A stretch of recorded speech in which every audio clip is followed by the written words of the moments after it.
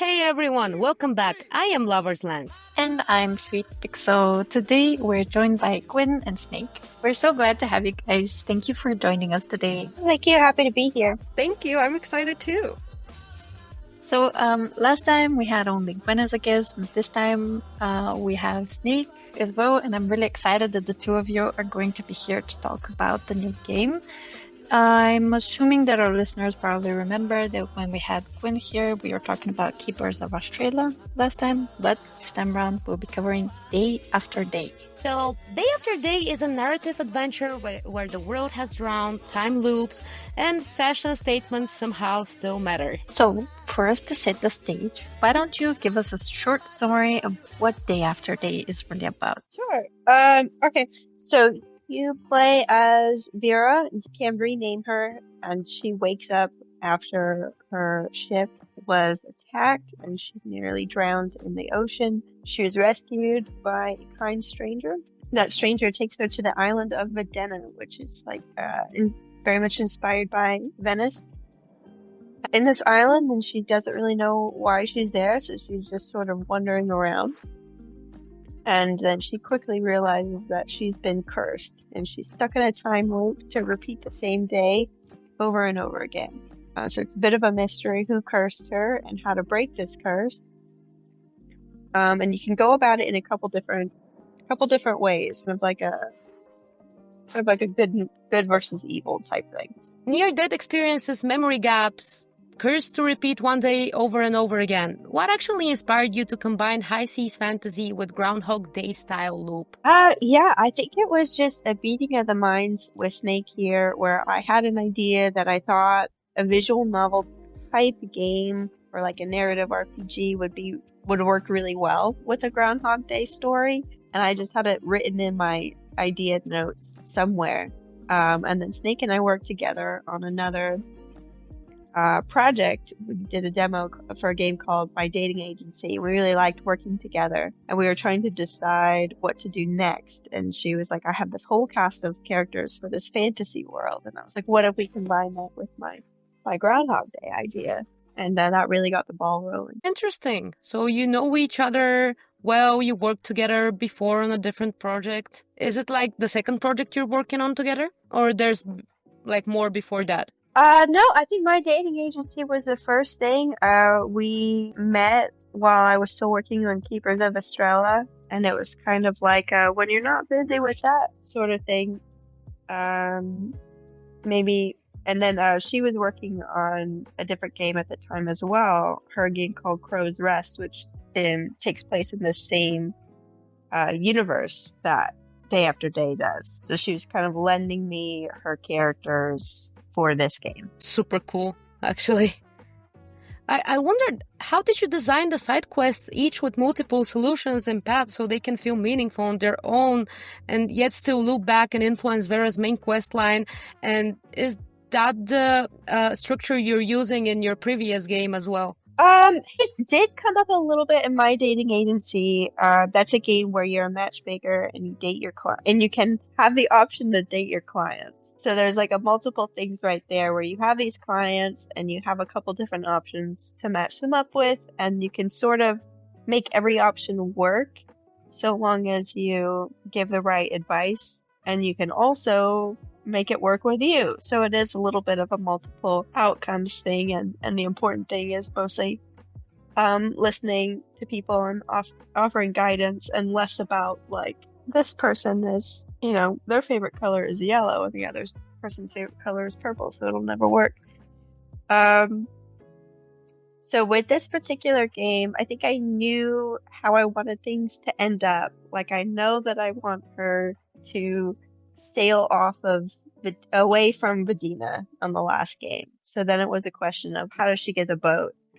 And then there's a couple different people who have boats, and there's ways that they would, for at least one character, they would give it to her willingly, but she has to jump through some hoops. And then there's also, we have a lot of kind of sneaky skills and stuff that would allow you to take the boats unwillingly, and it kind of all ties back together. So we just start with like a problem or something she'll need. So she needs a way to get into into a party? Does she try to get an invitation by being nice to people, or does she kind of sneak in and act like she belongs there? A lot of it stems from just the main quest line, and then just coming up with different ways where she could solve it. That would be fun, and that different characters would lead clues to different methods. Yeah, it's definitely fun to have like multiple options to figure out a problem, and it's a nice addition to the game, I think. And you mentioned that there's like several people who have boats in the island, and that ties up to my next question a little bit. So you promised us 10 plus NPCs who wander the island based on the time of day. So I wanted to ask, who are your favorites, and how did you ensure they feel alive inside the time loop? Yeah, I think my favorites, I think Vera is in some ways my favorite character. I also am really partial to Enzo. He's the only one of the cast that I contributed to, because everyone else was, well, like, contributed to his design more because everyone else was a little bit more established. I think I do help writing their voices with everyone, but he's kind of like my, I don't want to say my baby because that's weird, but I like him quite a bit. And I think he's interesting because he doesn't, sometimes people like a paladin type or like a lawful good type can be a little bit rigid, and I'm trying to figure out a way for him to still follow like that morality without being like a party pooper, which I feel like is sometimes how they come across. And as for how they feel inside, how they feel alive inside the loop, I think them moving around helps quite a bit. I think that they know each other. Well, that a lot of them know each other. So Vivi kind of knows everybody and can kind of talk about other people. So nobody feels isolated.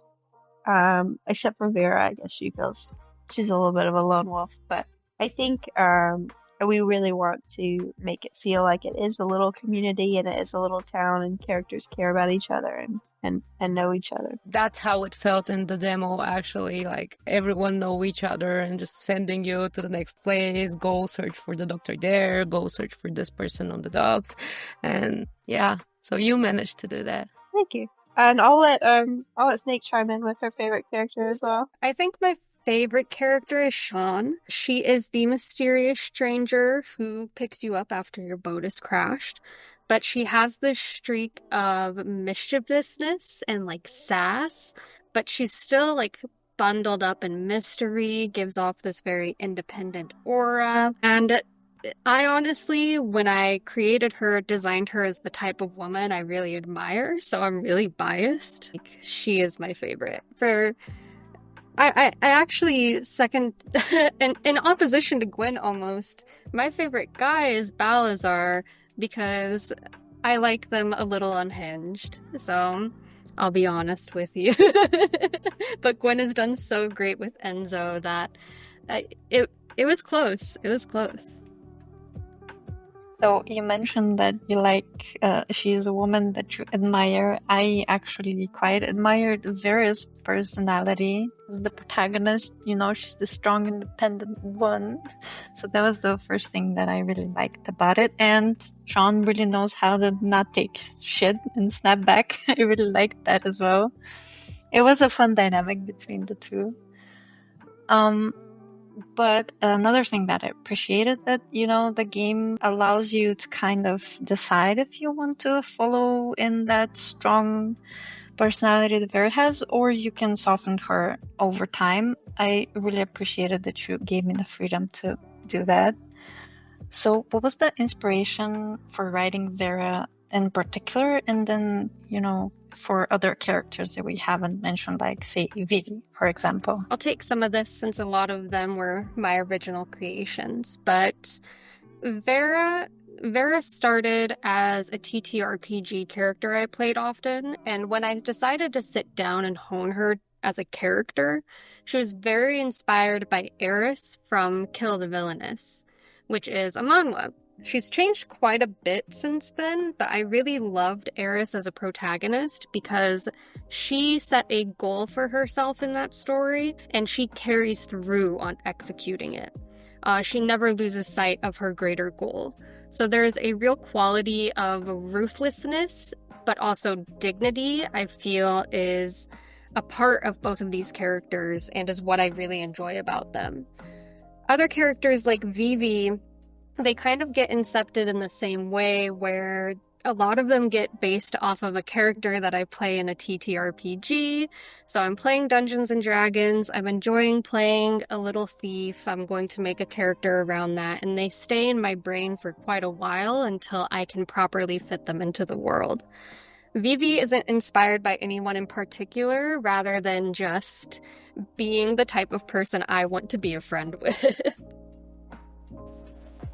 She is very sweet and welcoming. I really liked her a lot. And she called me sweetheart, I think, if I'm not mistaken. And that made me feel very nice. So weak when I go to a restaurant and they call me sweetheart. So I totally get it. There's just something about it. It immediately makes you feel closer to that person, or like, you let your guard down immediately. At least I do. It breaks I would the trust ice. her with my life. Yeah. Yeah. I liked her very, very much, and I think that she's the opposition of the kebab guy when he gives you the kebab and he tells that's for you, he says that's for you, chef, or something like that. So it's the same thing, but in female manner, I think. So true. So we already mentioned Enzo and Balazar, and I think it's time to talk a little bit about the love interests and the relationships in the game. So I managed to meet some NPCs in my playthrough, but I only heard about one of the love interests, and in fact that was Balazar. So since I couldn't meet him, can you please tell me a bit about him and about his personality, and where are we actually going to meet him? Yeah, so he is a sneaky one, so you can actually meet him in the demo, but he won't introduce himself. He is in an alley. You gotta click on a wanted poster, and then he'll eavesdrop and kind of come talk to you. You can only find him like in the afternoon hours of the day, which I want to say is between, or like the not afternoon, more like evening. So you can find them between 4 and 8, or like 16 to 20 in the game time. Yeah, so he's sneaky. He's I'll let Snake talk about him more. But he's a little bit devious. He's a little bit like Vera in the fact that he's got a sharp tongue. He's got his own goal. He's kind of ruthless pursuing that goal, and he has feelings for Vera, but that doesn't always necessarily get in the way of him pursuing his goal. Character who presents themselves as though they're bearing their soul, but they're really not. And Gwynne has characterized Enzo in such a fascinating way, where he's vulnerable and emotional and sweet, but also a little devious. And Balazar is upfront with the flirtations. He's upfront with being kind of mischievous. And it's almost this front to a lot of darker stuff happening behind the scenes that maybe we don't want to spoil at this stage. But he's a little bit more dangerous. And I love that in a man. So I'm very excited for him to reveal himself as we expand the demo, simply because I think he's going to have quite an impact on how we view the world as a whole. I think we want to do an extended demo sometime within the year, and we would have the option to meet him in that kind of flat out, so he's not hiding in the shadows. Get to see his sprite, everything. So I felt like I missed something in the demo when I didn't meet him, but I will be excited about the extended demo because he sounds like my type of man. Like, I always like the toxic ones, so I will be expecting Balazar to show up. Sounds very interesting. You mentioned they appear during different times of the day. I kind of couldn't figure out how exactly time passes. Is it during your playthrough, just the amount of time you spend in the game, or is it while you are moving in between different areas on the map? Yeah, so it's while you're moving in between areas. If you use the explore button, that'll cost you a little extra time. And then also while you're talking to somebody, every time they say something, a couple minutes pass. So dialogue and moving around the map. I actually really liked Enzo. He is a sweetheart, as you said. I appreciated very much him giving me some food, just, from the goodness of his heart, because I looked hungry, definitely. And I would love to explore my relationship with him and just the bonding that we can do in the future. Is there anything in particular you can tell me about him apart from what I've seen in the demo? Yeah, so when we started this project, we had Balazar, and he's pretty epic. He's a pretty epic love interest. And I wanted one more to balance him out, but I wanted Enzo to be not only somebody who isn't very rigid, as I mentioned earlier, but I also wanted somebody who kind of seen it all in a way. Like there's not a lot Vera could do that would kind of shock him. He's not a pearl clutcher. He grew up with Eden as a sister, and she is kind of crazy. Not super crazy, but she's just she's a lot. So I can imagine that she gave him a lot of trouble growing up. So and then with his role as the son of the Duke, he's sort of used to politics and talking with everyone and getting to know everyone. So with Vera, he just enjoys her company a lot. And he's not, I don't know. I love a man who is not easily put off or disgusted. So that's sort of the quality that he's taken on, where it's hard to ruffle his feathers. So he'll let you kind of do your thing with your sass and your defensiveness and your emotional unavailability, and he'll just be like, I'm just happy to be here, and I think you're a fun person, and let's talk. Okay. I think that I pretty much asked everything that I was curious about with characters, and we're gonna move on to gameplay and features. Is there anything else you'd like to add about the characters? Sure. Real quick, I'll say I think kind of they have their routes will feel a little different in the full game from each other. So Balazar's route is gonna go more of like a heist. And Enzo's route will be a little bit more of like a Cinderella fairy tale type storyline. Oh, so you have like best of both worlds. You have something for me, and you have something for SweetPixel as well. Yeah, I love that. Okay, well, moving on to gameplay and features. So there were 3 things in particular that at least stuck with me while playing. The first one was the point-and-click map that encourages you to explore. How did you design the world to reward our curiosity, and what kind of discoveries can players expect as they progress? Right, yeah. So I'd like a world that does feel fleshed out, as you said. So even as we move forward, I want to add more things that you can click on, even if they just sort of tell you more about where you are in the setting, and I'd like to flesh it out a little bit more. I would like to also have little quests where if you've picked up something on one side of the map and that character has lost it, now that character is very grateful that you've retrieved it for them, and they might tell you something or just give you sort of unique dialogue that you wouldn't have anyway. And also with the characters moving around, I want them to respond based on the setting that they're in. So Enzo might be at the cafe every day from 1 to 2, but if you found him in the marketplace, or if you found him when he was walking to the cafe and you helped him rescue the boy who fell off his gondola, then he might get to the cafe sooner and not miss his lunch with his sister. So little things like that sort of everyone's got their set schedule, but if you're walking around and you know their schedule, you can kind of tip the scales in certain ways. So that's what that coin I found on the ground might be for.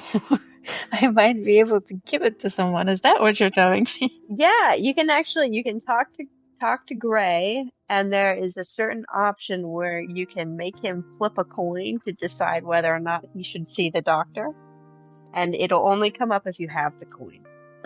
That's actually cool. So you do have to look around more carefully in your surroundings. The backgrounds are not there to be pretty. They're interactive with things as well. But they are very pretty too. They are, yes. Yeah. I agree. Now that we're talking about all these things, I do suspect that there's going to be some sort of cheat sheet in the future for the game, just explaining at what time, where you can go to meet this person, and you gotta get this to give it to that person. Usually games like this, I know, have a cheat sheet. And I am a fan of those cheat sheets. So I can't wait to have a cheat sheet for this one. Oh yeah. No, I'm the same way. I like a good walkthrough. Yeah. So the way that you progress through the game is that you unlock new quests, locations, and even outfits, as we mentioned. But I was wondering, is the dress-up system only cosmetic, or does that affect your stats? Because I saw that Vera has stats in the game. Yeah, so it's meant to affect. So we've got like 3 main skills: your IQ, your EQ, and then your physique. And then they each break down into five skills apiece, and the clothing will affect, these 15 smaller skills. So it'll work a little bit like if you know that you're going to do a heist with Balazar, that you might do your sneaky outfit, and then if there's a part in the heist where you need to distract Gray the guard, for example, then you might put on your charming outfit or something like that. So it'll kind of come up quite a bit. So as you're talking to somebody, you can change your outfit real quick. Yeah, so it's important to dress for the proper situation that you're gonna have to doing. Okay. I'm glad that it actually affects something. I mean, it would have been nice for it to be cosmetic only as well, but this is way more interesting. Okay, so I noticed that looks seems to play a role in this game, and there's a feature with a skill system, as mentioned, dice rolling mechanics that influence the story. Can you explain how player choice and chance work together in this? Yeah, sure. So I think having something based on luck, as well as her skills, will play into those dice rolls as well. I think it encourages people to complete more side quests and get to know more characters, to gain XP, to level their skills, so you're not quite as dependent on luck. So I think that will help people maybe slow down and enjoy the narrative a little bit, and not necessarily rush to the end of the game. And I also think that it helps with the idea, kind of reinforce the theme that not everything is within Vera's control. Not everything is going to go the way that she wants it to, and sometimes that's better. Like she might think that the way to get Moss's boat is to charm him.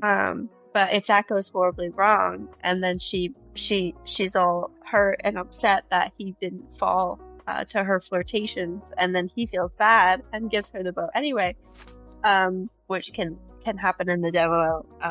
Then I think that's surprising, and I think it's fun in a way that something can work out, not necessarily the way that you thought it would. That not every idea that Vera comes up with is going to be the best idea, but it's worth a shot because you don't necessarily know what could happen anyway. It's very close to what Disco Elysium has in their game. That was kind of the final piece of the puzzle, where it had this Groundhog-Day idea, and Snake had this great cast of characters and this world that she had made, but I couldn't necessarily figure out how the gameplay mechanics would work. And then playing Disco Elysium really clicked everything into place for me. And I'm sure Disco Elysium, if it doesn't take inspiration from D&D, it takes inspiration from something else that took inspiration from D&D. I think basically all dice rolling probably leads back. Yeah, understandable. And about the choices, I wanted to ask, how do you keep them meaningful when technically nothing sticks past midnight? Yeah, so I think there's two main different ways. So one is what Vera knows and remembers. So if she's figured something out, and it took her a little while of talking to a few different NPCs, once she knows it, she can just go to that first NPC and just tell them what she knows. And kind of lead to like little shortcuts so you can accomplish more and get further in your days. Another thing is going to be the ending. So whatever you do on your final day of the game is technically going to be established history in the world, or that's, canon. So I do want it to be like a pretty relaxing gameplay in that, you can't really get a bad end while you're playing it, because even if you did something that led to Vera's death, it doesn't matter. She's just gonna wake up the next day totally fine. But what you do on that final day will really sort of make your mark in the world. So I like the idea of like that being fully customizable, so you can make sure that you sort of did everything you wanted to do, and whether you kind of set the world on fire or made it this nice and neat little place, like, it's kind of up to you. And just for the sake of the player, we're gonna let you keep a lot of your items into the next day and all that. So you don't necessarily have to be doing the same quest over and over again to get a specific outfit or anything like that. Like, it's just quality of life. I also just want to add that I'm someone who struggles with the mean options in games, and Vera is quite abrasive. So I love that the idea of the day looping kind of opens me up to exploring different dialogue options that maybe I normally wouldn't, because I don't have to worry about it being real. So, yeah, it doesn't have any consequences in the end of the day. That's how I tell myself when I play the demo. I'm like, I can be mean. I love that. Honestly, when I go LARPing, because I go LARPing and it's one of my favorite hobbies, I usually play very mean characters, like characters who steal or are rude or they like argue a lot. And I'm not that kind of a person in my everyday life, but knowing that I don't have the real life consequences in these situations help me explore different parts of my character and my personality, like stuff that we don't usually bring in our everyday life. I mean, like, you wouldn't know how you would react if you kill someone, for example. I don't know. Exactly, though. I think it helped me kind of open up to making dialogue decisions I wouldn't when playing other games. So I just love that. It's such a nice addition here. So I am moving to the art and audio of the demo. So the art we see in the demo and the itch.io page, it looks very unique. So it has some kind of a mysterious and occult feeling. And what was your actual general art direction and inspiration for the game? So honestly, a lot of my inspiration and media that I love to consume uses pixel art. So it's why I prefer doing something similar. I mean, I go pixel by pixel. If you look at Eden's hands, for example, I really like kind of drilling down on some of the details there. I was raised on farming simulators and visual novels, so I wouldn't call it like an old school style. It just draws on a lot of things that I like and how I like to draw them. For Day After Day in particular, the emphasis is on the occult and the witchiness because of Vera's curse. But for future games that use this setting, like Crow's Rest that we mentioned, you'll see the variances into more of the pirate and merchant focuses to tie in the greater world lore. So I felt like it was some kind of a pixel art thing, but I was not sure because it doesn't really look like pixel art, but it have the same feeling. So I was a little bit confused whether I have to mention it or not, honestly. But I really like the vibe of it. I like this old school type of feeling as you mentioned it, and I think it creates a great balance between the mysterious and occult feeling of the game and the very cute art that we receive. Is there anything you'd like to share with us about the music? Yeah, so we commissioned out 2 specific tracks, the opening and the ending themes, and I am so incredibly happy with them. So our opening song was composed by Roscoe Vare, and it was sung by Pam Jackson. We have 2 versions of it with just the humming, but then we have a version with lyrics that Pam wrote for us. And then our ending credits were done by Chaz, which is, I might be pronouncing it wrong, but it's Hozak Audio. So they actually worked together to make sure that the sounds combined and felt similar enough so that when you go from opening to ending and ending to opening, it feels like it's all cohesive. So my favorite part of it is really the second half of the ending credits song. It feels like there's really an adventure about to begin. It feels like Vera is setting sail. The other parts of the music were stock choices that we made, trying to think about those sounds early on. And it's one of our great hopes that we can continue working with Roscoe and Chaz to compose the entire soundtrack custom. Oh, that's cool. So you're planning to add more custom music and sounds in the game? Absolutely. If we can get the funding and Kickstarter to help support that, that would be a dream for me. I really liked the opening. Me too. I love that actually, and the vocals are just so sounds like a mermaid in a way, you know. Yeah, well, we actually will have, I'll give you an early sneak peek here just off the cuff, but our narrator, so when we worked with Pam has just the loveliest voice acting, and she's offered to do bits of narration for us. And because she did that humming in the opening track, we were like, our narrator, in quotes, should just be a siren. And so you're totally on point with saying it sounds reminiscent of a mermaid. Yeah, no way. Amazing. So while we are on the topic with the voice acting, we know that you're launching your Kickstarter campaign in September. And since we don't really know what your stretch goals are going to be like, I was wondering if you're planning on adding full voice acting to the game. Yes, it's high up there in the stretch goals, I won't lie to you, but we're really excited about that possibility. I think that when we worked on My Dating Agency, it became very clear how valuable voice acting was and just how much voice actors can bring a character to life, at least to me. And so now I'm just obsessed with the idea. Like, I need to make it happen. Oh, voice acting does really help characters feel more alive, definitely. And I love these features in Otome games. So I sincerely hope that you manage to achieve this stretch goal.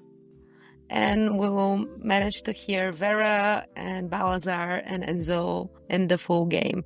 So I think we can move on to the exclusive sneak peek, because I'm pretty sure that everyone's excited for this part. We promised our listeners a little tea, and I have here a sketch image that you sent us. Would you like to just go through it really quickly, with a few words, explain what we're looking at? Sure. So Gwynne, I can hop in on this one too and just talk a little bit about that character. But the sketch image we provided is a really early exploration of a character. Full name Clementine, goes Clem for short. And Clem is this lanky tween/teenager who happens to have some sticky fingers and knows Vera quite well. So a little bit of a troublemaker.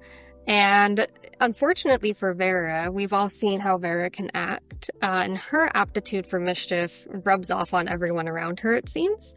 Clem, I believe, just enjoys messing with Vera quite a bit, and has even I think one of the jokes that we were talking about when working on developing her is we want to make Vera wonder if she has like a child somewhere. So Clem is there to stir up some drama. Okay, I'm very excited about this character, and I must say that she looks very, very cute, and I really love her name. This Yeah, I is can't such a believe it's Clementine. It fits yeah, so it well. fits her She's so so well. cute. Yeah. I was wondering if this is an early concept of Vivi because she kind of does remind me of her as well. But I'm glad to hear that it's an entirely different new character. Vivi's early concepts were very similar to how she ended up, actually. I had such a strong mental image of her in my head because, like I said, I just designed a person I would want to be friends with. Yeah, I think in the demo, a couple different characters point to the idea that there's this marketplace. So Enzo says he's going to buy his sister a present there. Moss tells you if you want to go diving, like you need to get some gear that they would probably sell at the marketplace. So that's definitely something we want to introduce in the next, like a full-on extended demo. So like it would be, I guess, a completely new demo. But a big location to explore would be the marketplace, and that's where you'd meet this character. And she would be, I don't know if she's going to be the only new character we introduce because, well, actually, she definitely won't be. I think you'll get to meet Chef Cameron as well, and maybe even more than that. But she's very exciting, and I think her being, one of the only characters who knows Vera outside of the events of this game. I think it'll make her very interesting to interact with. Well, when can people wishlist, follow, and maybe throw some gold doubloons at your Kickstarter? Yeah, sure. So our Steam page is up. You're able to wishlist it now. You can play the demo on itch.io. We'll probably move it over to Steam or add like a window, you're able to play it without downloading shortly. I'm not sure exactly when, but in the coming months or so, those are on the to-do list.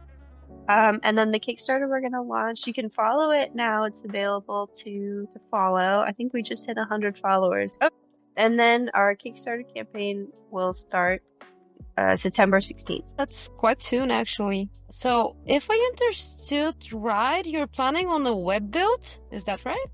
Yeah, just something that automatically plays when you open the game. So it shouldn't be too difficult. We ran into problems, so our game opens with a couple different videos, and then this sort of moving nice CG of Scion to sort of simulate like being on a boat and the waves moving you. Which just did not work in the web build at all. It was just a black screen. So just gotta make a couple changes to the content a little bit, and then we can get that going.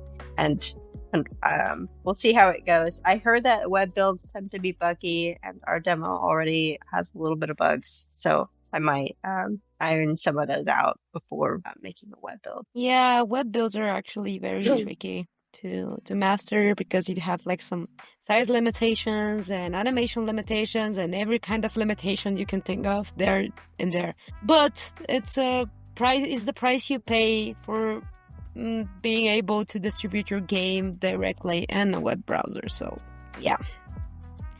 And $1 million doubloons and I don't know, gold coins question I'm gonna ask today is, when are we expecting the full game to be released actually? Okay, we're aiming for 2027. Yep, and then kind of a much beefier demo in 2026. Now we'll see what we can do. But we're pretty happy with the writing so far, and we are pretty confident that we kind of know what the main quest line will be and a lot of the variations of that.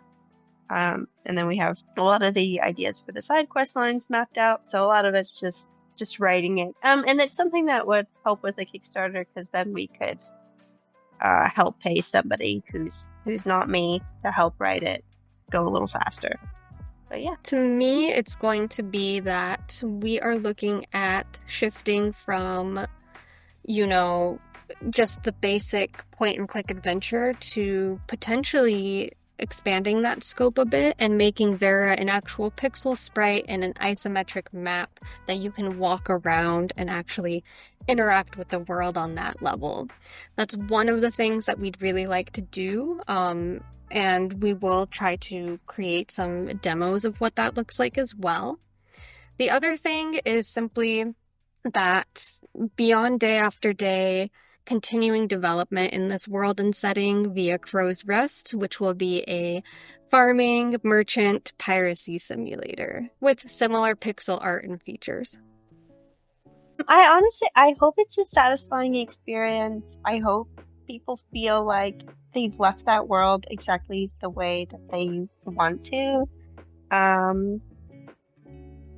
Provided, I guess, that the RNG goes okay with some of those dice rolls at the end there, but I don't really want there to be unsatisfying or like bad ends at the very end. Either like variations, like customization and all this stuff for sure, but nothing like you're sort of rejected and left at the air. I don't want people to feel like there's a need for saves coming. Like I want it to wrap up and it feel like a satisfying ending to the Vera that you've created and that you've been role-playing as throughout this world. Sorry, did we ever mention how many endings there are going to be? Or are there going to be 2 endings? I guess there's 2 main endings, or 2 main variations, which is sort of Enzo's route or Balazar's route. But you don't necessarily have to end up with either character. It's just how do you get into this party? What's like your main strategy? And then that strategy happens to correlate well with the love interest. So you can totally leave Balazar for dead if you want to, and tell Enzo like, no thanks, man. Okay, and you gotta find a way to sail off the island, right? Yes, so that's sort of the main thing, is that you break your curse and then you kind of find a way off this island. You kind of sail into the sunset. So if you want to do that solo, go ahead. And then I want there to be something where when you're at this party, that people bring up that the choices that you've made that day, and that it feels like people are going to remember you a certain way. Okay, thanks for answering me. Well, Gwynne and Snake, do you have any final words before we make you walk the plank? Say thank you so much for having me here, even if you're about to throw me overboard. Yeah, no, it's been really fun. Thanks so much for having me back on. It's been great, and I appreciate you guys checking out the demo and saying that you're excited for the full game. And thank you so much for making the time to chat with us today. If you loved today's episode, like it, share it, and go support Day After Day. And thank you for listening. Until next time.